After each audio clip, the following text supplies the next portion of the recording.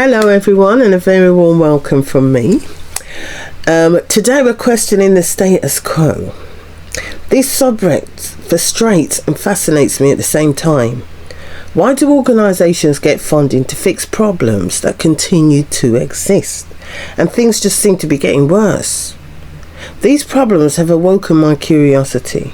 Non-profits, governmental bodies and even private sector organisations often receive substantial funding to tackle issues like poverty, homelessness, environmental degradation and public health crises. Yet, despite decades of efforts and billions spent, these problems still exist. So why is this happening? Let's start with the incentives and funding structures. Many organisations depend on funding to survive. So if they were to completely solve the problem, their need will disappear along with their funding. So they do the minimum because they cannot afford to solve the problem completely, or they themselves will be out of a job. This isn't to say these organisations aren't making meaningful contributions, but the incentive structure does inadvertently encourage a cycle of dependency rather than a resolution.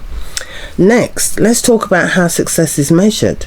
Often organisations report on their activities, how many people they've served, programs they've ran, etc. For example, a healthcare organisation might report the number of vaccines administered rather than the overall improvement in the community's health.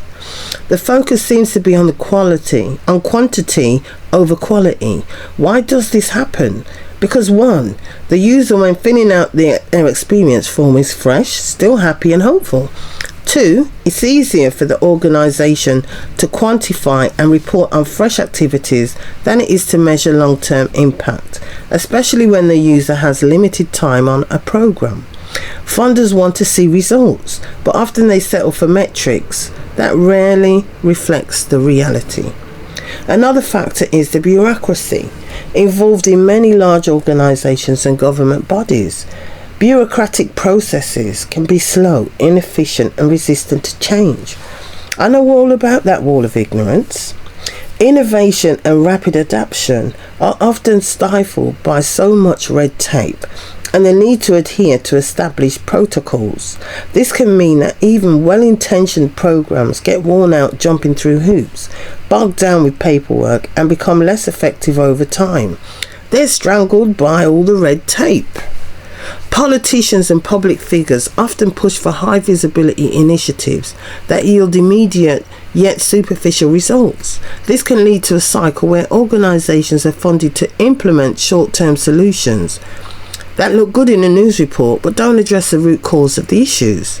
Furthermore, there's often a lack of accountability. If a program fails, it's rare for those responsible to face consequences. Instead, they may simply rebrand or shift focus while continuing to receive funding.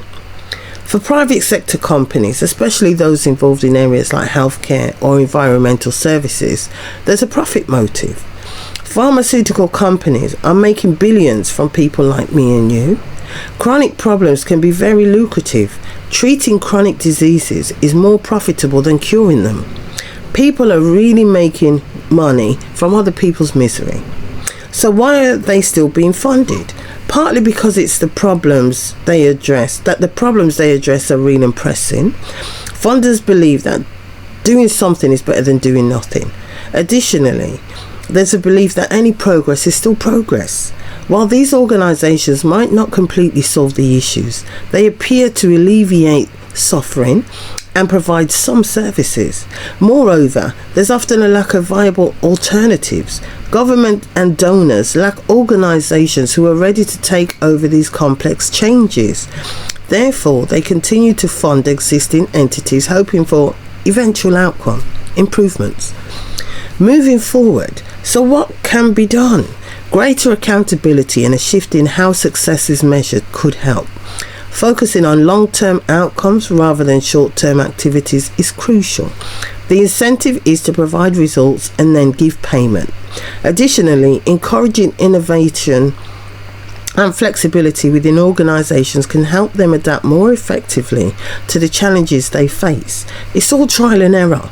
and the users often come up with solutions.